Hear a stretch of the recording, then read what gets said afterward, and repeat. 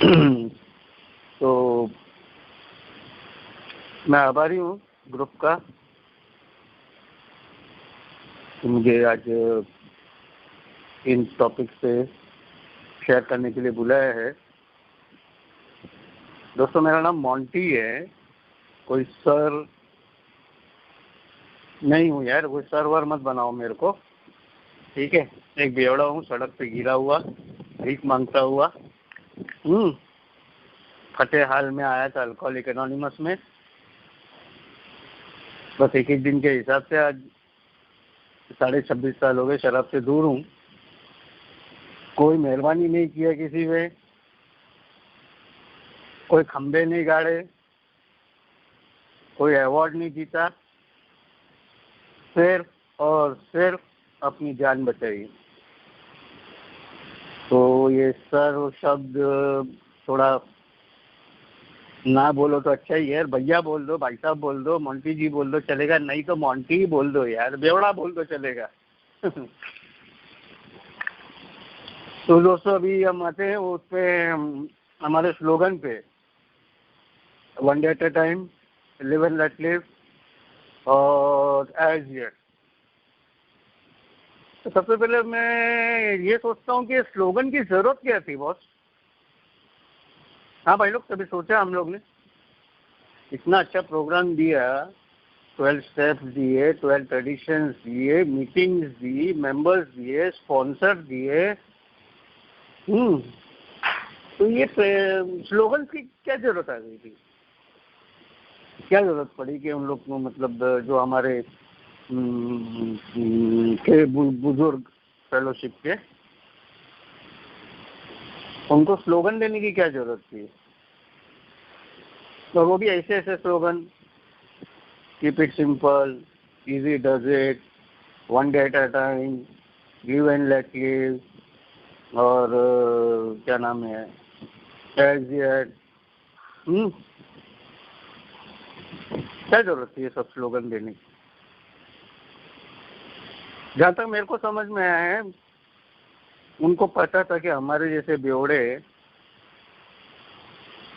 जल्दबाजी करने में बहुत आगे, करेंगे तो कुछ नहीं करेंगे, और जब करना होगा तो उसमें होड़ लग जाएगी, मैं पहले, मैं पहले, मैं पहले, मैं पहले। इसलिए शायद उन्होंने बोला था इजी डज इट। और मैं हर काम को जल्दबाजी में करने के चक्कर में उसको खराब भी कर देता था, इसलिए शायद बोला गया है कीप इट सिंपल, है ना। उसी तरह मैं सोचता हूँ ये जो स्लोगन्स हैं, one day at a time, एक दिन का हिसाब, क्योंकि हम लोग तो हमेशा यही सोचते थे ना कि आज हनुमान जी की कसम, आज के बाद बंद,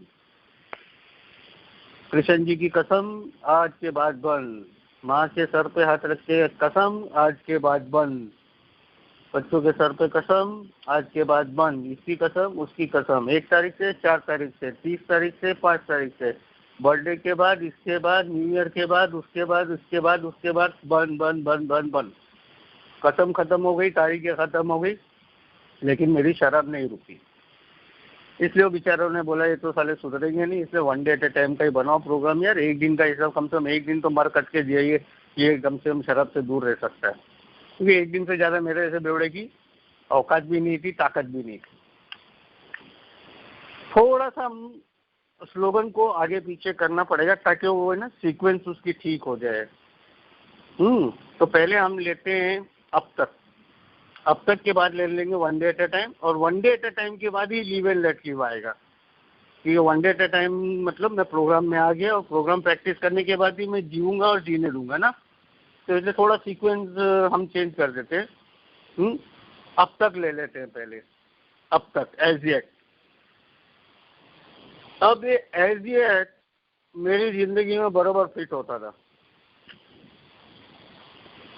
क्योंकि जब मैंने पीना शुरू किया, काफ़ी यंग था मैं, बहुत कम उम्र में पीना शुरू किया, और बहुत कम उम्र में ही अल्कोहलिक एनोनिमस में आ गया था। अब कम उम्र में आ गया था, इसका मतलब ये नहीं सब ठीक ठाक होके आ गया था, सब कुछ मतलब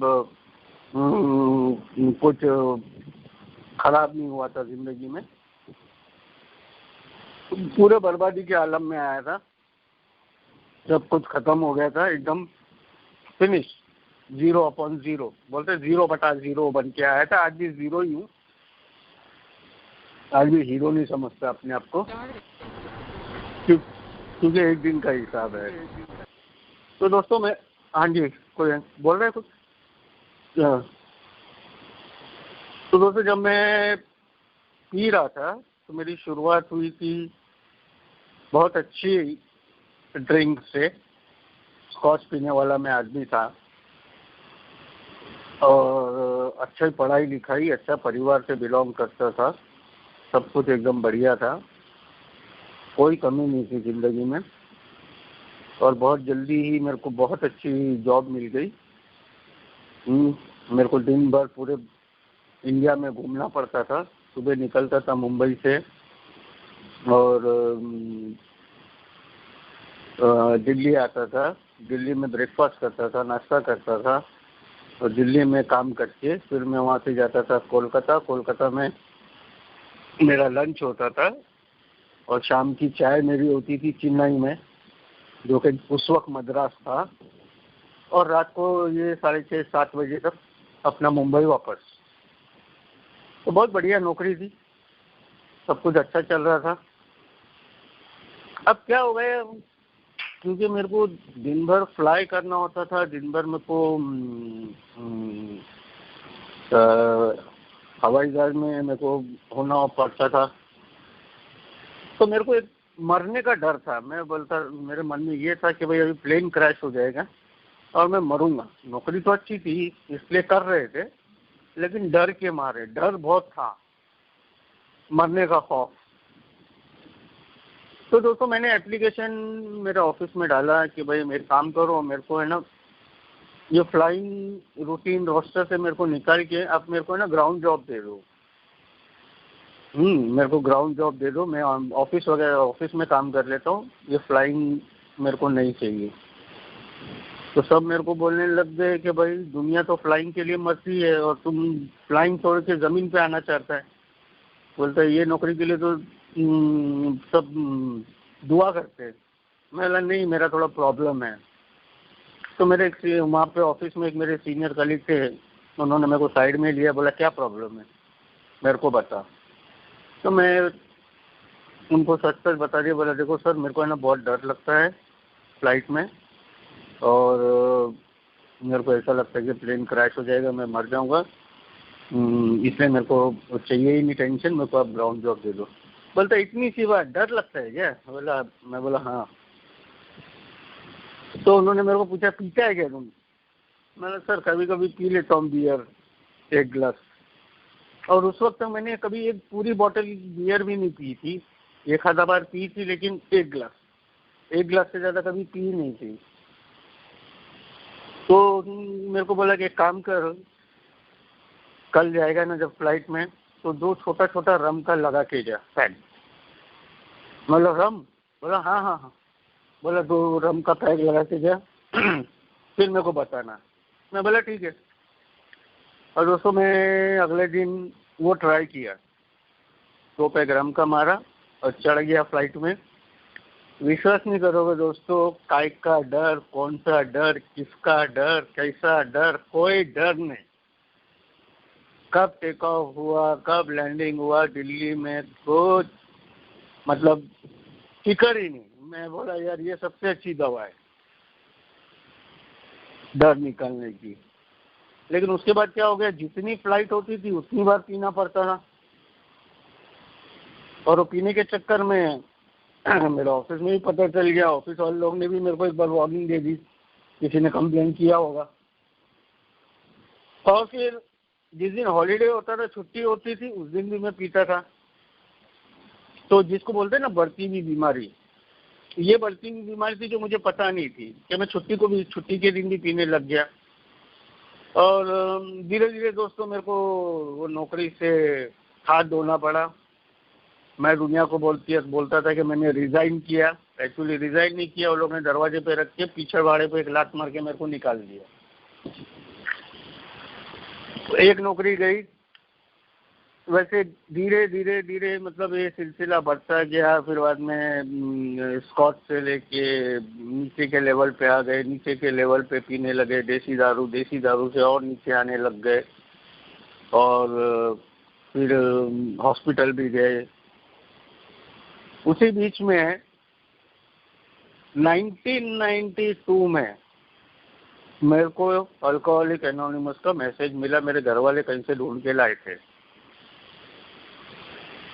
तो 1992 में मैं अल्कोहलिक एनोनिमस में आया और मीटिंग में गया, तो वहाँ पे थोड़ा उम्र से मेरे सब ऑलमोस्ट बुजुर्ग लोग ही थे, ज़्यादा मतलब एज वाले थे।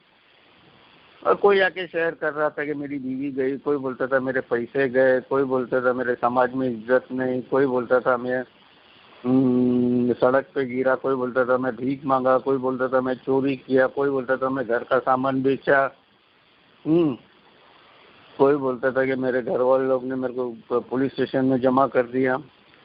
तो मैं बोला ये सब क्या ड्रामा है यार, ये सालों को पीने ही नहीं आता है, इन लोगों को पीने नहीं आता है सालों को। ऐसा होता है क्या पीने से? मैं बोला ये लोग तो रिटायर हो गए हैं अपनी जिंदगी से, अभी ये लोग मेरे ख्याल से यहाँ पे आते हैं, लेक्चर देते हैं, पार्ट टाइम जॉब करते हैं, और इन लोग को कुछ महीने का पैकेज मिलता होगा ये अल्कोहलिक एनोनिमस से। बाकी दारू पी के इतना कुछ होता है क्या? क्योंकि उस वक्त मेरी जिंदगी में इतना कुछ बिगड़ा नहीं था। जो एक आधी नौकरी गई थी उसको तो मैं गिनती में ही नहीं लेता था। और मैं बोला भाई ये जगह मेरे लिए नहीं है, और मैं मेरे घर वालों को ही सुना रहा था। बोला ये कहाँ लेके आ गए तुम लोग? एक भी आदमी मेरे जैसा दिखता है?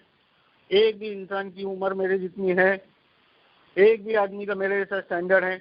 बताओ, मैंने कभी ऐसा किया? मैंने कभी ऐसा किया? मैंने कभी चोरी किया? मैंने कभी सामान बेचा? कभी मैं सड़क पे गिरा? कभी मैंने कुछ लड़ाई झगड़ा किया? तो मैं तुलना किया, तुलना कंपैरिजन। और मीटिंग के बाद जैसे बोलते हैं ना, ये नया भाई है, पहले तो नए भाई को गले लगाते थे, पूछते थे कैसे हो, कहाँ से आए हो, ठीक है आते रहो, कल ये मीटिंग में आना, वो मीटिंग में आना। मोबाइल फोन होते नहीं थे, एक सिंपल से कागज के ऊपर मीटिंग लिस्ट हम लोग हाथ से लिखते थे, कल अगले दिन किधर मीटिंग है। तो एक मेंबर ने मेरे को मीटिंग के बाद मीटिंग लिस्ट हाथ में दिया और बोला कि कल फलानी जगह मीटिंग है, आप उधर आ जाना। मैं बोला सर ये सब एक्चुअली मेरे लिए नहीं है, मेरी लाइफ में ऐसा कुछ हुआ नहीं है, ये actually this place is not for me. तो उसने मेरे को एक बात बोला, अब तक एज येट मोंटी, अगर तुम्हारे पास सब कुछ है तो उसको संभाल के रखो, नहीं तो शायद पीते रहोगे तो शायद ये सब तुम्हारे साथ भी हो सकता है। आपको मीटिंग नहीं आना है, कोई बात नहीं, आपकी मर्जी है, लेकिन जो है उसको संभालो, ताकि उस लेवल पे मैं नहीं आए कि बोलना पड़े कि मैंने जिंदगी में ये खोया वो खोया।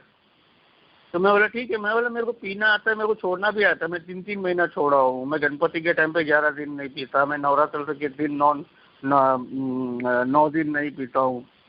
और मैंने कभी एक टैबलेट आती थी एंटी अब्यूज, वो खा के मैं 6 महीना शराब से दूर था। मतलब मेरे को पीना भी आता है और मेरे को छोड़ना भी आता है। तो बोला वेरी गुड, लेकिन अब तक जो है उसको संभाल के रखो। उसको मालूम था कि मेरा क्या होने वाला है आगे। वही आगे चल के मेरे स्पॉन्सर बने, भगवान उनकी आत्मा को शांति दे। और दोस्तों मैं वो मैसेज ठुकराया 92 में, और मेरा पीना चालू रहा। और दोस्तों मुझे पता ही नहीं लगा कि एक एक करके मेरे जीवन में जो उन्होंने बोला था अब तक संभाल के रखो, एज या जो तुम्हारे पास बचा है उसको संभाल के रखो, जाएगा। एक एक करके चीज मेरे जीवन से जाने लगी। सबसे पहले तो नौकरियों की लाइन, एक नौकरियां जाने लगी। दूसरी, समाज में इज्जत गई, घर में इज्जत गई। शारीरिक रूप से मैं पूरा कमजोर हो गया था। पैसा खत्म, शराब के लिए घर में चोरियां करने लगा, शराब के लिए घर का सामान उठा के बेचने लगा जब घर वालों ने पैसे देना बंद कर दिया, शराब के लिए कर्जा लेने लगा। मैंने ऐसी ऐसी चीज बेचा कि मैंने उस वक्त मतलब है ना, राडो की वॉच बड़ी डिमांड में थी, तो मेरे को घड़ियों का, वॉचेस का बहुत शौक है। अभी भी है, बहुत अच्छा कलेक्शन है मेरे पास, 15-16 मेरे पास रिस्ट वॉच है। ये बड़प्पन नहीं बोल रहा, ये मेरा शौक है। तो राडो की घड़ी भी जो मैंने 2500 में उस जमाने में ली थी, वो घड़ी मैंने 20 रुपए में बेची। तो रेबन का सन ग्लासेस उस वक्त 800 रुपए का आता था, वो मैंने 50 रुपए में बेचा। कितनी घड़ियां बेचा, कितना गोल्ड बेचा, मतलब जो चीज अवेलेबल होती थी मेरे पास मेरी, वो उठा के मैं बेच देता था। और मेरे पास टारगेट उतना ही होता था कि मेरे को बस 20 से 50 रुपए मिल जाए तो मेरा कोटा पूरा हो जाए, क्योंकि मैं एकदम देसी दारू पे आ गया था। 2 रुपया ग्लास जो मुंबई में मिलती थी। शुरुआत में मैं पीता था, तो मेरे साथ में क्योंकि मैं नॉनवेज का भी शौकीन हूँ, तो मेरे को मैं चिकन टिक्का ले लिया या तंदूरी ले लिया, बॉइल्ड एग ले लिया, सैलेड ले लिया, ये सब मैं खाता था। लेकिन लास्ट में खाने पीने के लिए मेरे पास सिर्फ नमक चाटना होता था, या किस्मत से किसी ने अगर उस अड्डे पे अचार लेके आ गया तो अचार में चाटता था। और वो नमक चाटना या अचार चाटना इसलिए होता था ताकि जो अंदर माल गया है 2 रुपए का सुबह सुबह, वो बाहर नहीं आए, तो बस उसी लिए। तो चिकन बॉयल ने वो तो सब खत्म हो चुका था। लास्ट में मेरी ये हालत हो गई थी। तो मेरे जीवन में हर एक घटना घटने लगी। जो मेंबर ने बोला था कि अब तक संभालो, मैं कुछ भी नहीं संभाल पाया। संभाल के पाया, मैं देख ही नहीं पाया। मैं देख ही नहीं पाया कि मेरे जीवन में एक एक करके चीजें जाने लगी और मुझे पता ही नहीं चला। मैं पता ही नहीं चला क्योंकि मैं होश में ही नहीं था और सब कुछ चला गया। कोई मेरे को अपने बाजू में बिठाने को तैयार नहीं था। मेरे यार दोस्त खत्म हो गए थे। कोई मेरे को नौकरियों पे लेने तैयार नहीं था क्योंकि मैं ब्लैकलिस्ट हो गया था। बैंक में मेरा अकाउंट में 0 हो गया था। जो मिनिमम बैलेंस उस वक्त वो रखना होता था, वो था 100 रुपया। वो 100 रुपये में मैं अकाउंट क्लोज करके निकाल लिया था। घर वालों के साथ में गाली गलौज मारपीट कॉमन हो गया था। कभी मैं घर वालों पे हाथ उठाता था, कभी पूरे घर वाले मिलके मेरे को मारते थे। मेरे यार दोस्त मेरे को बोलते थे कि भाई शमशान में तेरे लिए लकड़ी तैयार रखा है, कब जाना है बोल। मजाक उड़ाते थे मेरा।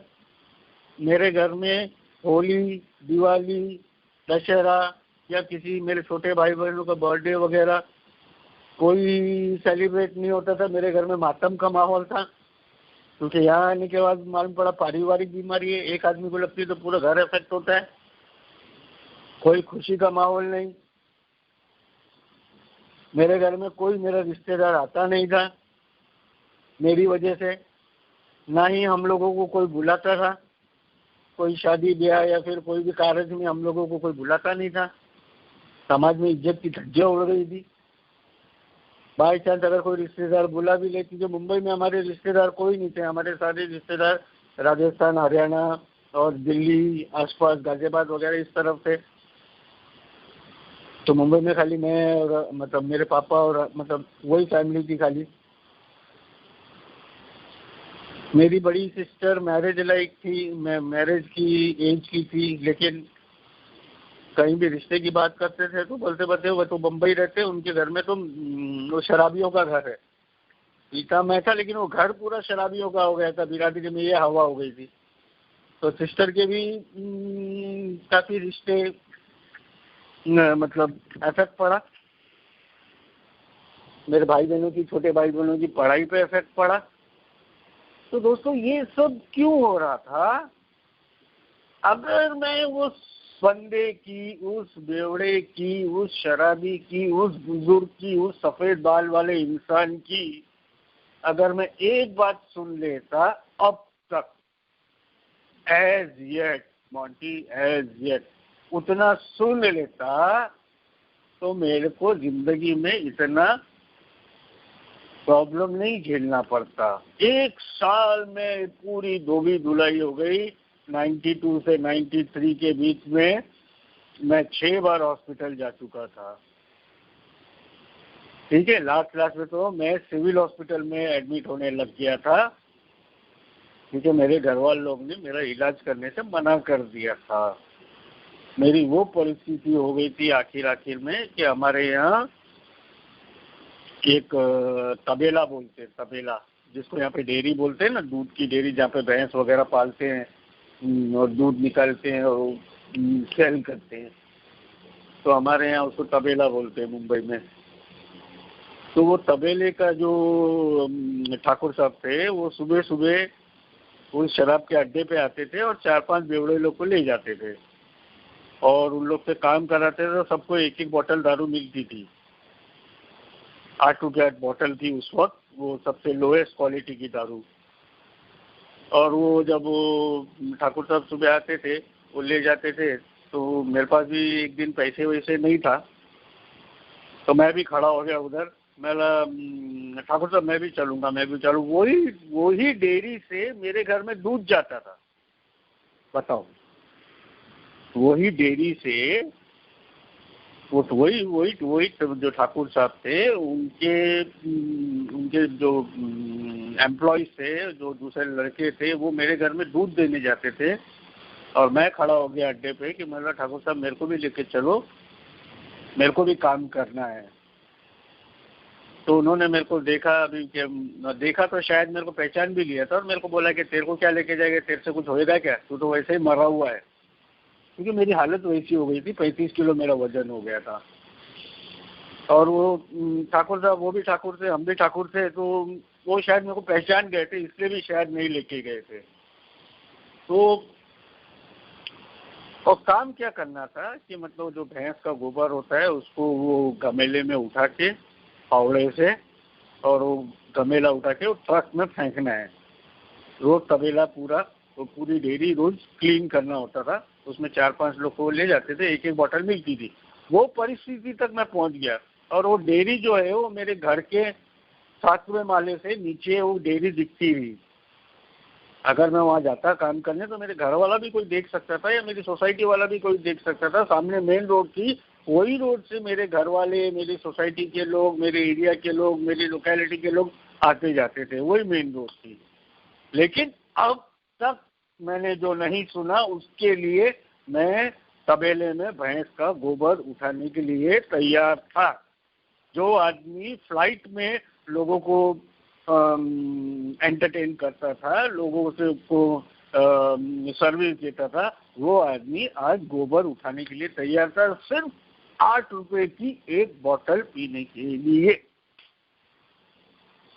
और उसका कारण सिर्फ ये था, बीमारी तो मालूम पड़ी बाद में, लेकिन उसका कारण सिर्फ ये था कि अब तक मोंटी, अगर तुम्हारी जिंदगी में कुछ नहीं गया है तो संभालो, एक एक करके सब जाएगा। ना सुनने की वजह से मैं उस लेवल पे पहुंच गया था कि जहां मैं अपने आप को भी आईने में देख के पहचान नहीं सकता, वो हालत हो गई। और कारण सिर्फ एक एज येट। तो कहने के लिए तो 2 शब्द है सिर्फ, एज येट, अब तक। लेकिन इसका इम्पैक्ट इतना बड़ा था, इसका इम्पैक्ट इतना बड़ा हुआ कि मेरी दुनिया बदल गई, मेरी दुनिया बदल गई। मैं अर्श से फर्श पे आ गया, फिनिश हो गया, लीवर में सूजन हो गई, जैसे मैंने बताया 35 किलो वजन हो गया, भिखारी अवस्था हो गई। 2-2 रुपया खड़े रह के बाद मांगता था लोगों से, जान पहचान के लोगों से, वैसे ही भिखारी था मैं। लेकिन मैं भिखारी था क्योंकि मैं मांगने लग गया था। एक पैर में लाल चप्पल, एक पैर में हरी चप्पल। इस हालत में फिर मैं 93 में अल्कोहलिक एनोनिमस में आया। अल्कोहलिक एनोनिमस में जब आया इस बार, तो वही मेंबर था जिसने मेरे को बोला था मोंटी अब तक एज येट। उसको मैंने देख के नजरें चुरा ली, लेकिन उसने मेरे को गले लगा लिया। उसने मेरे को बोला नहीं कि बोला था ना तेरे को तेरी फट जाएगी पूरी, देखा अभी फट गई ना, आया है ना वापस। कुछ नहीं बोला। उसने बोला welcome Monty, we all love you, please come sit. बैठा मैं और लोगों की, भाइयों की शेयरिंग सुनने लगा। तो मैंने बोला कि भाई मेरे से नहीं होगा।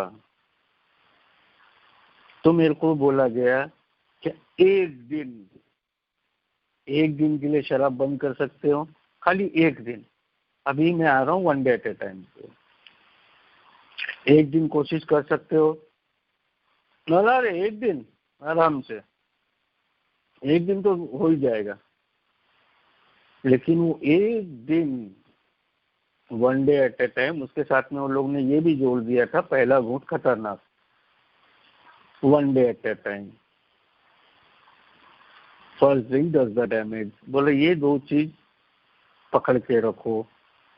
मैंने एक ही दिन तो दूर रहना है, कोई बात नहीं रह लेंगे। लेकिन दोस्तों वो एक दिन गुजारना मेरे लिए 1 साल के बराबर था। एक दिन गुजारना मेरे लिए 1 साल के बराबर था। मेरे को डबल दिखता था। लिटरेचर का तो सवाल ही नहीं था, कोई लिटरेचर मेरे पास में था भी नहीं, और होता तो भी मैं पढ़ता नहीं। मोबाइल उस वक्त थे नहीं कि उठा के फ़ोन कर लें भाई इस मेंबर को उस मेंबर को। आज के जो मेंबर्स हैं बड़े खुशनसीब है, बड़े मतलब दे आर वेरी फॉर्चुनेट, भाग्यशाली हैं कि मतलब मोबाइल है और मतलब इतना टेक्नोलॉजी है। आज हम लोग मीटिंग भी कर रहे हैं, ये भी टेक्नोलॉजी की देन है। इतना टेक्निकली हम लोग आगे बढ़ गए हैं टेक्नोलॉजी में कि आज के मेंबर लोग के लिए बहुत बहुत बहुत बहुत आसान हो गया है प्रोग्राम में आना। मैं ऐसा नहीं बोल रहा हूँ सोबर होना, प्रोग्राम में आना। आज एक मोबाइल उठा के दिन में 50 मेंबरों से बात कर सकते हैं। पहले तो वो सिक्के, पहली बात तो कॉइन डाल के फ़ोन करना पड़ता था स्पॉन्सर को। फिर दूसरा वो कॉइन के लिए दुकान वाले को बोलना पड़ता था भाई साहब कॉइन दो, तो वो 1000 नखरे करता था देने के लिए कॉइन। फिर वो 3 मिनट में फ़ोन कट जाता था। कभी कभी बात पूरी नहीं होती थी, सिक्के नहीं होते थे, या तो कभी फ़ोन किया और स्पॉन्सर ना आ रहा है और खीसे में 1 रुपया ही था, तो वो 1 रुपया चले गया समझो। तो बहुत सारे उस वक्त प्रॉब्लम्स थे, लेकिन शराब से तो दूर रहना ही था। और जो मंत्र वो लोग ने दिया था 1 day at a time, Monty 1 day at a time, सिर्फ आज का दिन शराब से दूर रहना है। और मैं एक एक दिन करके शराब से दूर रहने लगा, और करते करते करते करते होते गया। प्रोग्राम क्या है, स्टेप्स क्या है, लिटरेचर क्या है, मेरे को नहीं मालूम था। मैं सिर्फ शराब से दूर रह रहा था, एक एक स्टेप, एक दिन के हिसाब से। बाकी मेरे को कुछ इंटरेस्ट नहीं था। मैं सोचता था यार स्टेप वगैरह क्या है यार, देखेंगे आगे चल के, अपने को कौन सा संत महात्मा बनना है, ये क्या बोलते हैं लोग गॉड गॉड अपने ईश्वर ये वो। बोले यार अभी अपनी उम्र नहीं है ये सब करने की, माला जपने की, जब टाइम आएगा जब करेंगे। तो लेकिन किसी ने मेरे को बोला नहीं, मेरे स्पॉन्सर जो थे उन्होंने मेरे को कभी नहीं बोला कि भाई मोंटी क्या भी तुम स्टेप ले लो, मोंटी ये लो बिग बुक, ये लो लिटरेचर, इसको पढ़ा करो, मोंटी हर मीटिंग में हफ्ते के 7 दिन मीटिंग करो, नहीं बोला। और मैं सही बोलता हूँ दोस्तों, अगर मेरा स्पॉन्सर पहले दिन मेरे के हाथ में बिग बुक देता, मेरे हाथ में लिटरेचर देता, मेरे को स्टेप्स के बारे में बोलता और मेरे को बोलता है लिटरेचर पढ़ो घर पे जाके, मैं उसके मुंह पे फेंक के मारता हूँ। लेकिन मेरे को ऐसा कुछ नहीं बोला गया कि पहले दिन, दूसरे दिन, तीसरे दिन, चौथे महीने तक ये वो महीनों निकल गए, लेकिन मेरे को कभी नहीं बोला गया कि मेरे स्पॉन्सर ने कि तू बिग बुक पढ़। हाँ, मैं मीटिंग में जरूर सुनता था, लोग शेयर करते थे मैंने बिग बुक पढ़ा, मैंने ये चैप्टर पढ़ा, भाई लोग शेयर करते थे मैं ये स्टेप पे काम कर रहा हूँ, ये स्टेप मैं सब सुनता था। लेकिन मेरे को अंदर से वो इच्छा, वो विलिंगनेस, जैसे शराब छोड़ने के लिए विलिंगनेस आ गई थी, इच्छा आ गई थी, ये स्टेप्स और ये लिटरेचर ये सब का मेरे को विलिंगनेस नहीं था। और प्रोग्राम पूरा विलिंगनेस का है, प्रोग्राम पूरा विलिंगनेस का है, प्रोग्राम मेरी इच्छा का है। मेरी इच्छा थी, मैं शराब पी रहा था, मेरी इच्छा हुई, मैंने शराब छोड़ी, मेरी इच्छा हुई, मैं मीटिंग में आया, मेरी इच्छा हुई, मैंने स्पॉन्सर लिया। अब मेरी इच्छा होगी जब मैं स्टेप लूंगा, मेरी इच्छा होगी जब मैं लिटरेचर पढ़ूंगा, या मेरी इच्छा होगी तब मैं आगे मैसेज कैरी करूंगा। प्रोग्राम पूरा इच्छा का है। स्पॉन्सर मेरा मार्गदर्शक है, स्पॉन्सर मेरा गाइड है, जो मेरे को स्टेप्स में मेरे को गाइड करता है, मेरी जिंदगी में मेरे को रास्ता बताता है। Guidance is guide, is a मार्गदर्शक, ठीक है ना। तो वो स्पॉन्सर के बताए हुए रास्ते पे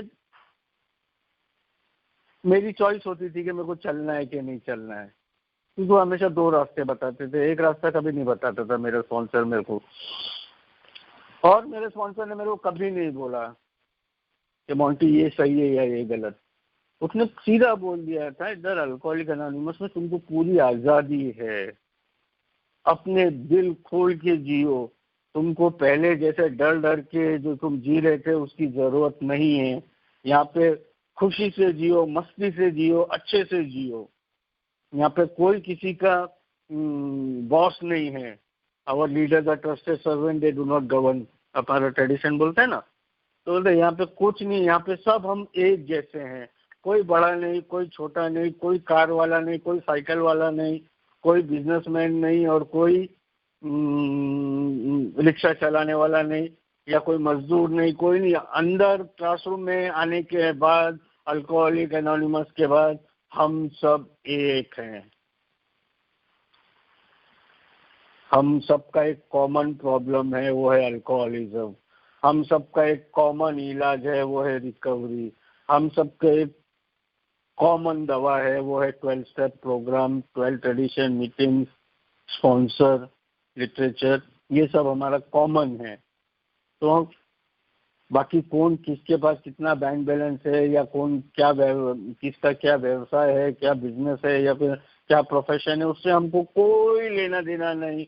the only requirement for the membership is a desire to stop drinking. हमारा थर्ड ट्रेडिशन, हमारी तीसरी परंपरा ये बताती है ना, the only requirement for the membership is a desire to stop drinking.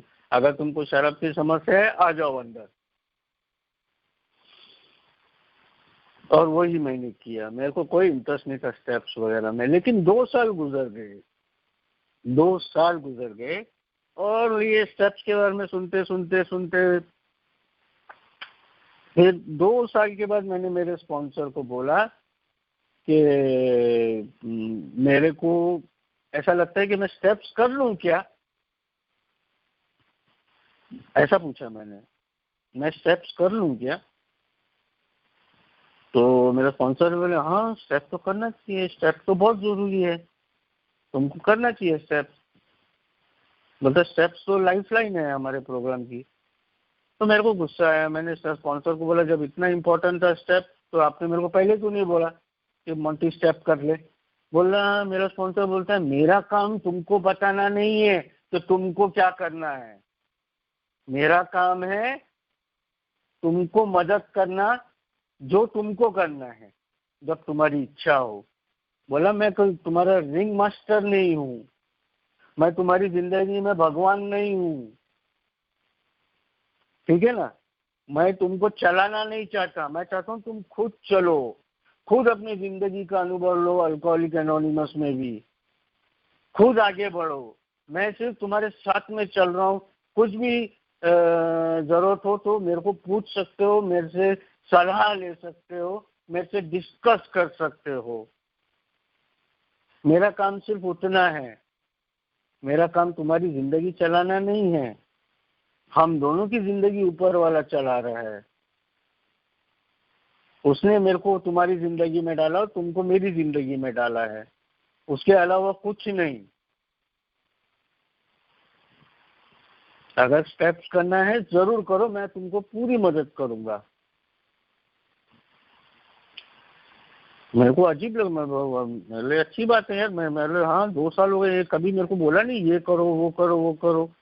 यहाँ तक एक छोटा सा एग्जांपल दूंगा भाइयों कि मैं मेरे मीटिंग जाने से पहले कभी कभी मेरे स्पॉन्सर को फोन करता था कि आप आ रहे हो मीटिंग में? तो बोला हाँ हाँ आ रहा हूँ। तो मैं बोला ठीक है, मैं भी पहुंच रहा हूँ ये वाले ग्रुप में। बोलता हाँ आ जाओ, मैं वही ग्रुप में हूँ।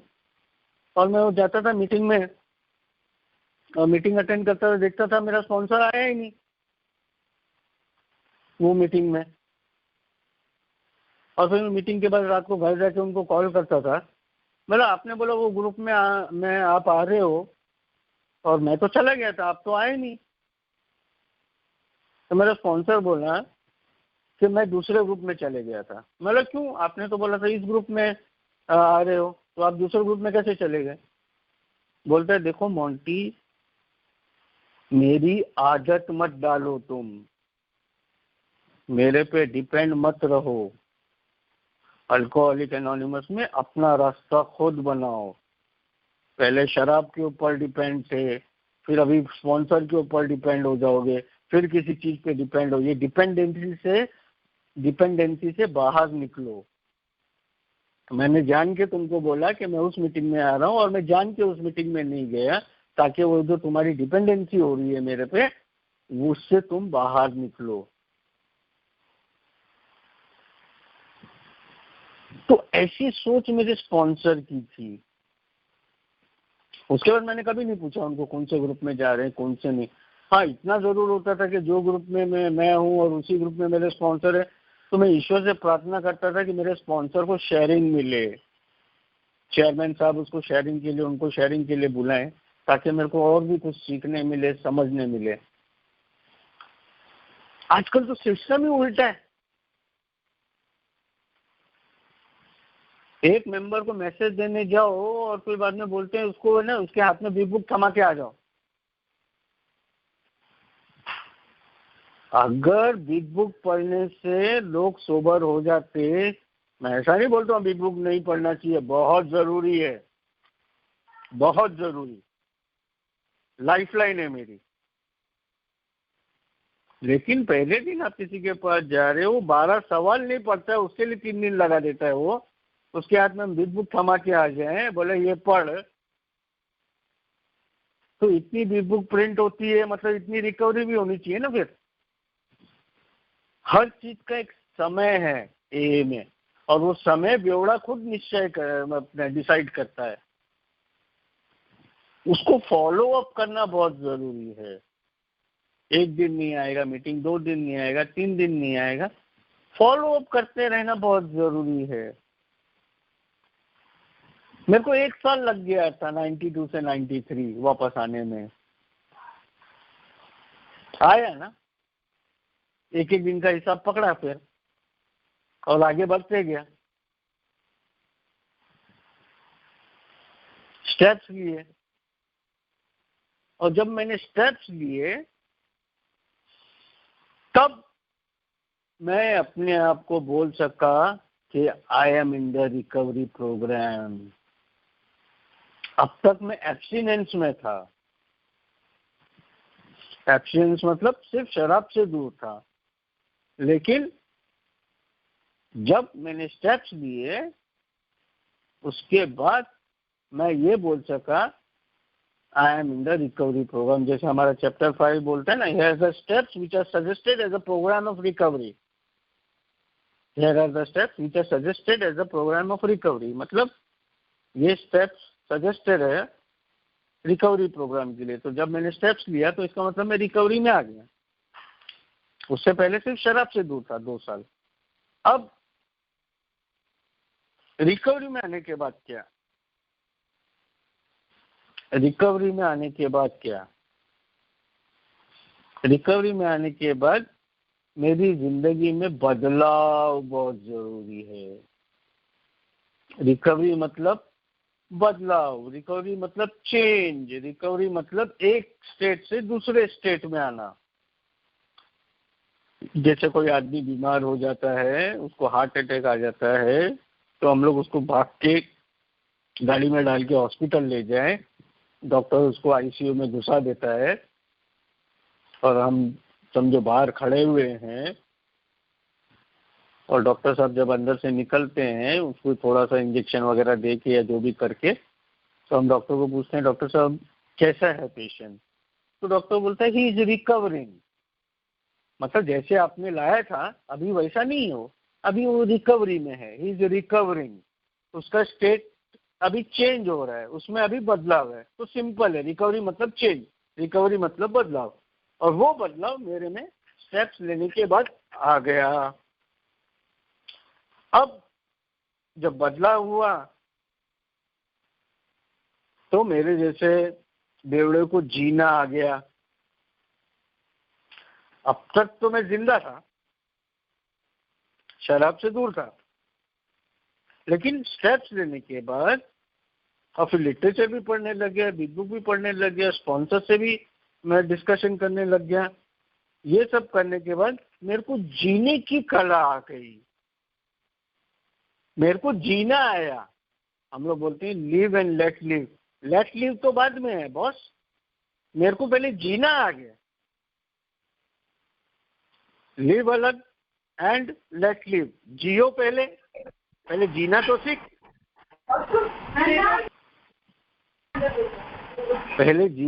पहले जीना सीखेगा तभी तो दूसरे को जीने देगा। बड़ा आसान है हम लोग को बोलने के लिए, जियो और जीने दो, लेकिन जब प्रैक्टिस करने की बात आती है तो क्या करते हैं हम लोग, ना खुद जीते हैं ना औरों को जीने देते हैं। हमने शराब छोड़ दिए तो हम घर के बॉस हो गए, हम घर के मालिक हो गए। तुम लोग अगर ऐसा करोगे तो मैं फिर से पीने चले जाऊंगा, ब्लैकमेल चालू है। तुमको मालूम नहीं मेरे को टेंशन नहीं देना चाहिए, तुम लोग को मालूम नहीं मैं अब शराब से दूर हूँ, तुम लोग ऐसे ही तंग करते रहोगे तो मैं पीने चला जाऊंगा। अरे बाप रे, कितना बड़ा एहसान किया घर वालों पे भाई, दारू छोड़ के।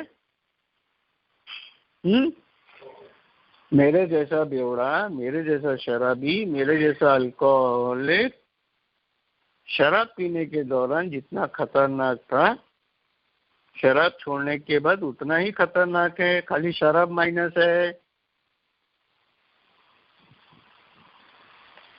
शराब माइनस है खाली, बाकी सब तो वही है, मोंटी वही है। बस इतना है कि पहले मोंटी के हाथ में बोतल थी, पहले मोंटी के अंदर शराब थी, अब मोंटी कहीं एक संस्था में जाता है, एक मीटिंग में जाता है, वहां जाने के बाद ये शराब से दूर है।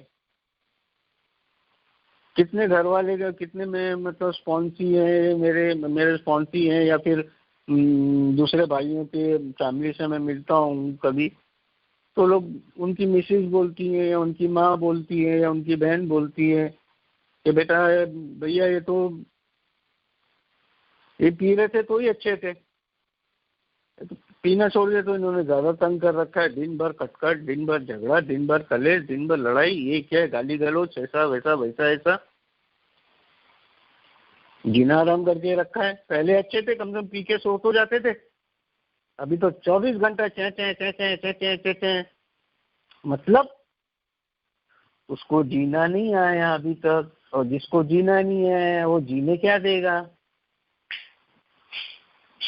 तो पहले मेरे को जीना सीखना है, और मैं जीना कब सीखूंगा, जब मैं स्टेप्स लूंगा। मेरा प्रॉब्लम क्या था कि मैंने जिंदगी भर अंदर से बाहर देखा है, अंदर से मैं बाहर देखता था। लेकिन जब अल्कोहलिक एनोनिमस में आया, जब स्टेप्स लेने की बात आई, तो मैं बाहर से अंदर अपने आप को देखने लगा कि मेरे अंदर क्या है स्टेप्स द्वारा। और जब मैं बाहर से अंदर देखा तो मुझे मालूम पड़ा मेरे कैरेक्टर डिफेक्ट्स, मेरी शॉर्टकमिंग्स, मेरा पास्ट, मेरा 4th स्टेप में जो मेरे बचपन से लेके अभी तक मैंने करतूतें की हैं, मेरी अच्छाई। एक मिसअंडरस्टैंडिंग हम लोग में बहुत है कि 4था स्टेप लिखो तो उसमें हम लोग सिर्फ बुराइयां बुराइयां बुराइयां बुराइयां लिखते हैं। हम लोग में कोई अच्छाइयां नहीं थी क्या, या नहीं है क्या? मेरे स्पॉन्सर ने जब मुझे बताया 4th स्टेप लिखने का, तो उसने बोला कि 4th स्टेप लिखोगे तो 2 कॉलम बना लेना और एक कॉलम में अपनी अच्छाई भी लिखना। मैं बोला अच्छाई भी लिखनी है? बोला हाँ अच्छाई भी लिखो। तो मैं हंसने लग गया, बोला कोई बात नहीं, भले 10 अच्छाई हो, 5 हो, 3 हो, 2 हो या 1 ही हो, उसको भी लिखो। अच्छाइयां भी हम लोग में है ना। हम लोग इतना सेल्फ कंडेमिनेशन में चले जाते हैं कि हम लोग ने अपने आप को विलन बना दिया कि हम लोग जब माँ के मतलब पैदा हुए तब से हम लोग विलन ही है। ऐसा है क्या? हम लोग में अच्छाई कुछ नहीं है? बहुत अच्छाई है हम लोग में, लेकिन ये आदत ही पड़ गई है कि हम लोग अपना सड़ा नहीं देखते हैं सर। 4th स्टेप में भी, ए मीटिंग में भी आएंगे तो भी ये हो गया, वो हो गया, वो हो गया। अबे अच्छाई भी तो बता, जो अच्छा हुआ है वो भी तो बता, जो अच्छा चल रहा है वो भी तो बता। लॉकडाउन हो गया बर्बाद हो गया, लॉकडाउन हो गया बर्बाद हो गया, पी ले जाके बे, बर्बाद हो गया तो जा पी ले। एक लॉकडाउन मेरी जिंदगी बर्बाद कर सकता है? मेरी जिंदगी जितनी बर्बाद होनी थी हो गई 26 साल पहले। लॉकडाउन बर्बाद कर रहे हैं, कल कोई इंडिया चाइना की हो गई तो बर्बाद हो गई, कुछ और हो गया तो बर्बाद हो गई। बीमारी की आड़ में अपनी बर्बादी का हम लोग गाना गाते हैं मीटिंग में आके, बीमारी की आड़ लेके। कितना बीमारी की आड़ लेके हम लोग मैनिपुलेशन करते हैं, बीमारी की आड़ लेके हम लोग क्या बोलते हैं, खुद को ही ठग रहे हैं। और फिर बोलते हैं ये तो बीमारी है ना, कल भी थी, आज भी है, कल भी रहेगी। अगर कल भी तू बीमार था, आज भी तू बीमार है और कल भी बीमार रहेगा, तो रिकवरी में कब रहेगा भाई?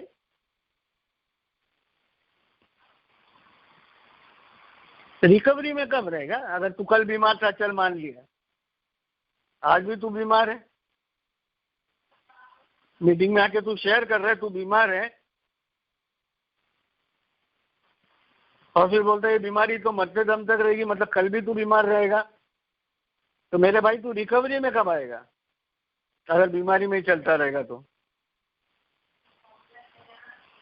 बीमारी को इतना हाईलाइट कर देते हैं हम लोग, बीमारी बीमारी बीमारी बीमारी, मेरे जैसा शराबी, मेरे जैसी बीमारी, मेरे जैसा शराबी, बीमारी बीमारी शराबी, बीमारी शराबी भी, उसके अंदर ही पूरी मार्ट सत्यानाश कर देते हैं हम लोग अपना। रिकवरी कब आएगी यार? इसलिए तो बोला है slogan, live and let live. नहीं तो खाली लेट लिव भी बोल सकता था ना वो, कि भाई दूसरे को तो जीने दे। बनाने वाले ने दोनों चीज बनाया, लिव लिव, उसके बाद एंड डाला, और लेट लिव, जियो, उसके बाद और जीने दो। जब मेरे को ही नहीं आया भाई जीना, तो मैं दूसरे को क्या खाक जीने से दूंगा?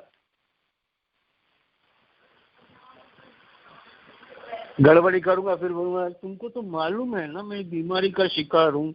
बाप रे, बीमारी का शिकार तो ऐसा हम लोग बोलते हैं जैसे वो तो बहुत बड़ा क्या बोलते हैं ना, पद्म भूषण मिला हुआ है हम लोग को। अबे बीमारी है तो इलाज भी है ना,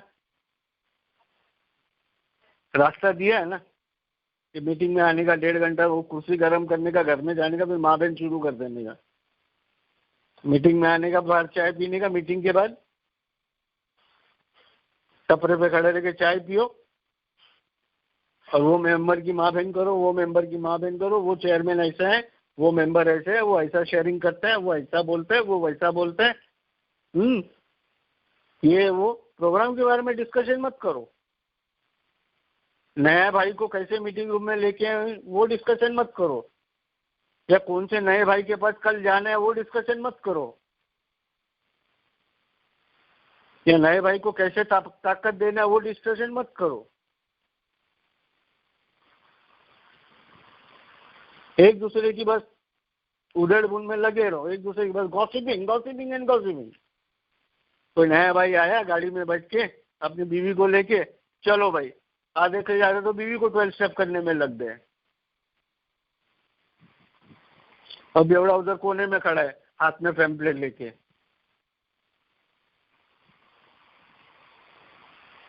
हम लोग जियो और जीने दो सिर्फ घर में प्रैक्टिस करने वाला चीज नहीं है, ये यूनिवर्सल प्रिंसिपल है। मेरे को घर में, मेरे काम करने की जगह पे, मेरे समाज में और अल्कोहलिक एनोनिमस में भी जीना है और जीने देना है। मेरी सबसे ज्यादा शिकायत तो सीनियर मेंबर से भी होती है, जो चाबुक लेके ग्रुप चलाते हैं,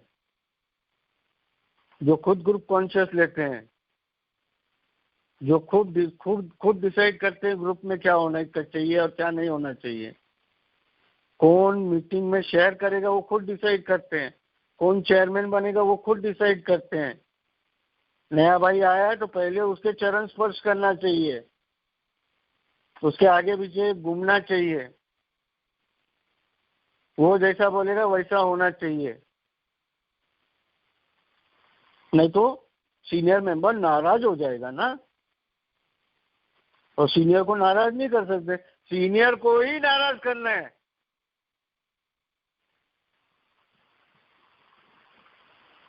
नए भाई को ठीक करने से पहले हमको सीनियर को ठीक करना है।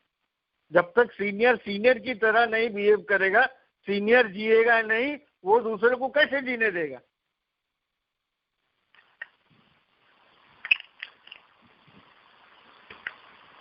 सबसे पहले सीनियर को जीना आना चाहिए through a way of life, through 12 step, through 12 traditions, through principles.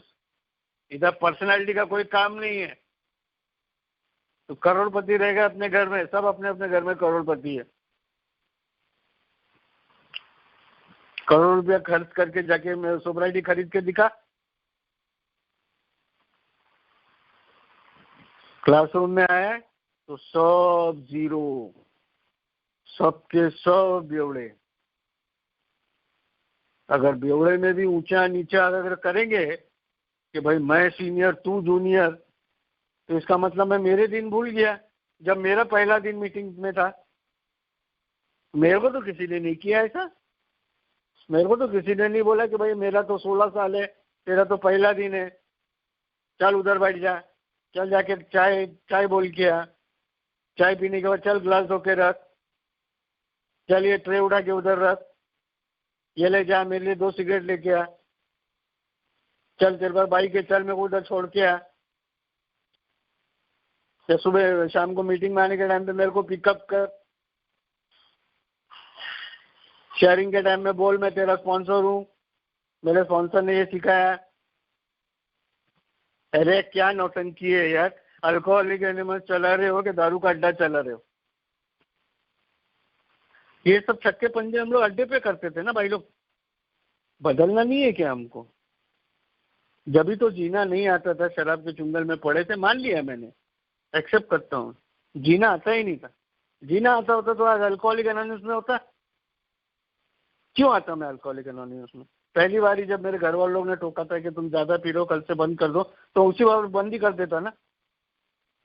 जीना आता तो चोरी करता, जीना आता तो घर का सामान बेचता, जीना आता तो सड़े भूसे कपड़े में घूमता, सड़क पर जीना मिलता, पुलिस स्टेशन में होता, पैसों की बर्बादी कर दिया, करियर की बर्बादी कर दी। जीना आता है मेरे को घंटा।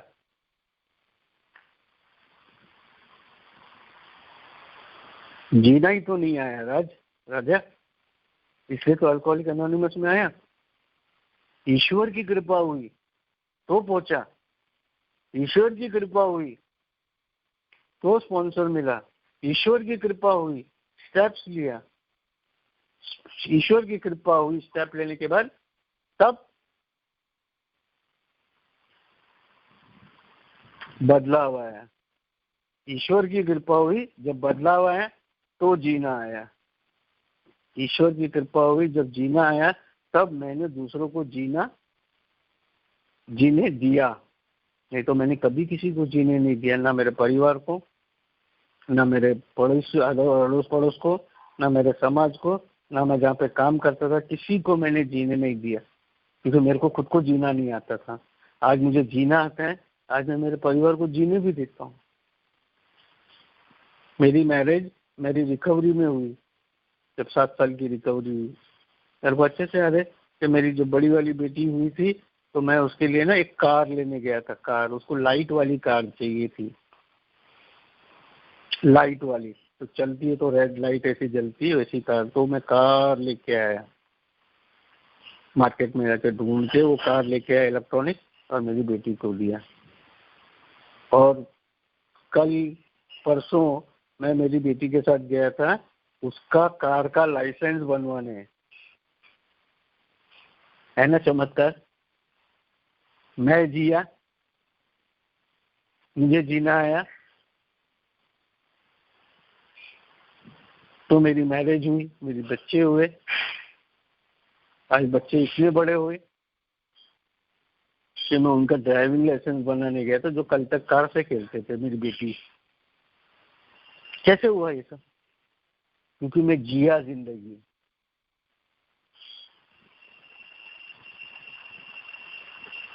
आज पूरा फ्रीडम देता हूँ मैं।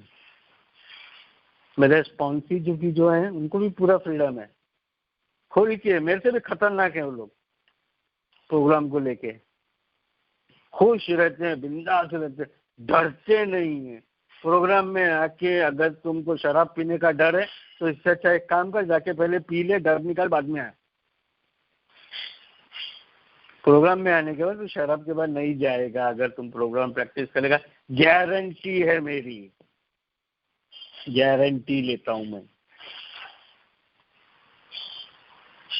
लेकिन बीमारी बीमारी बीमारी करता रहेगा तो बीमारी में ही घुसता रहेगा। मैं जी रहा हूं, मेरा परिवार जी रहा है खुशी से। लॉकडाउन में इतना मजा किया है जिसका कोई हिसाब नहीं। मैं तो ऊपर वाले का शुक्रिया करता हूँ कि मालिक लॉकडाउन हुआ, मेरा पूरा परिवार साथ में। मेरी बेटियां दिल्ली पढ़ती है, अभी घर में आई हुई है लॉकडाउन की वजह से। मिसिस की जॉब की हफ्ते में एक बार जाना होता है, पूरा घर साथ में। कितना बात करने मिलता है, कितना समझने मिलता है उन लोगों को, कितना मजाक वो लोग मेरा करते हैं, कितनी मस्ती मेरे साथ में करते हैं। मैं भी जी रहा हूँ, उन लोग भी जी रहे हैं।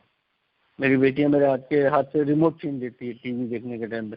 क्या पापा ये दिन भर न्यूज न्यूज न्यूज, जो होएगा होएगा, कोरोना, चाइना वाइना, हम लोग को प्रोग्राम देखना है। छीन लेती है मेरे हाथ से रिमोट। मैं बोलता ठीक है बेटा तुम लोग देखो, जिए और जीने दो। 2 बेटी हैं, दोनों इतना लड़ती है, कभी कभी दिमाग घूम जाता है। लेकिन फिर मेरे को मेरा बचपना याद आया, मैं भी तो लड़ता था। 10 मिनट के बाद दोनों साथ में है वो करते, हंसी मजाक करते हैं, फर्स्ट क्लास। मैं भी जी रहा हूँ, उन लोग को वो भी जी रहे हैं। मिसेज है, दिन भर मैं खींचता हूँ उसकी टांग, दिन भर हंसी मजाक उसका वो करता ही रहता हूँ। कभी हम लोग दोनों बेटियां मिलके, हम लोग 3 पार्टी बनाए, 3 लोग मिलके उसकी खींचते हैं। कभी वो दोनों बेटियां अपनी मम्मी की तरफ हो जाती है तो मेरी खींचते हैं। बस ऐसे दिन भर चलता रहता है। अरे कितनी खूबसूरत जिंदगी है यार, कितनी खूबसूरत जिंदगी है। और मैं बीमारी बीमारी बीमारी बीमारी बीमारी बीमारी बीमारी। निकलना भाई उसमें से, देख तो सही, जी तो सही जिंदगी, तो मालूम पड़ेगा जिंदगी का आनंद। ए में नहीं भाई, टोटल आजादी। बोल भैया मैं वो ग्रुप में जाऊं क्या मीटिंग? अरे जा ना यार, तेरे को मीटिंग करना कहीं भी जा, तेरे को मीटिंग करना है कहीं भी जा। अब भैया मैं वो ग्रुप में नहीं जाऊंगा, वो ग्रुप में वो जो है ना उसको देख के मेरे को खुन्नस आती है, तो मैं वो ग्रुप अवॉइड करता हूँ। मैं बोलता हूँ उसी ग्रुप में जा, टॉलरेंस बढ़ा अपना, नहीं तो क्या होगा आगे चल के, ये ग्रुप में मेरे को शेयरिंग नहीं मिलती है, ये चेयरमैन ऐसा है, चलो मैं दूसरा ग्रुप खोल लेता हूँ, 4 लोग मिलके दूसरा ग्रुप खोल लेते हैं, ये ग्रुप भी टूट गया, वो ग्रुप भी बंद हो गया। अब वो 4 लोग शर्म के मारे वापस ये ग्रुप में नहीं आ रहे, रिकवरी की ऐसी तैसी हो गई, किधर है जिए और जीने दो है। एक 32 साल के हमारे सोबर भाई थे, सुनील जी, कौन सुनील जी है कि मनीष जी? हेलो जी सर, जी सर, जी सर, यस सर। हाँ जरा 5 मिनट पहले मुझे इन्फॉर्म कर देना प्लीज। बस 2 मिनट का टाइम है सर। 7:45 है, 7:43 2 मिनट बाकी है, 2-3 मिनट का टाइम अभी है। चलो इसको कंप्लीट करने की कोशिश करता हूँ मैं। हाँ बिल्कुल सर, बिल्कुल सर। हाँ तो चलिए अभी फिर मैं सीनियर मेंबर का एग्जांपल नहीं दूंगा कि 2 मिनट बोल दिए, क्योंकि तो कहने का मतलब ये है दोस्तों कि सबसे पहले मेरे को जीना सीखना है, और जिस दिन मेरे को जीना आ गया है, मैं ऑटोमेटिकली अपने परिवार को जीने दूंगा, मैं ऑटोमेटिकली अपने समाज को जीने दूंगा, मैं ऑटोमेटिकली अपनी वर्क प्लेस जहाँ पे मैं काम करता हूँ वहाँ पे जीने दूंगा, और मैं बहुत अच्छे से अपना अल्कोहलिक एनोनिमस में नए भाई और पुराने भाई सबके साथ जीऊंगा भी, और उनको भी फ्रीडम से जीने दूंगा। अल्कोहलिक मतलब फ्रीडम है, अल्कोहलिक मतलब आज़ादी है। जो कैद में हम लोग जी रहे थे पीने के दौरान, वो जिंदगी से मेरे को जो छुटकारा मिला, मैं आज़ाद हो गया। मैं ये में आके और प्रोग्राम लेके मेरे पर निकल गए, मैं आज आसमान छू रहा हूँ। That is alcoholic anonymous, that is the slogan of Jio and जीने दो। और 1 डे एट ए टाइम करते करते मैं यहाँ पे पहुंचा। अब तक का अगर उस वक्त सुन लिया होता तो आज शायद 26 साल नहीं 27.5 साल होते, लेकिन कोई बात नहीं, वो मार खाना भी मेरे लिए जरूरी था, क्योंकि आज मेरे को अब तक के बारे में शेयर करना था, इसलिए मालिक ने शायद वो चपत लगाई मेरे को। मैंने बोला भाइयों आप लोग ने सुना और मुझे बोलने के लिए इन्वाइट किया, इसके लिए बहुत बहुत धन्यवाद। Thank you and God bless you all.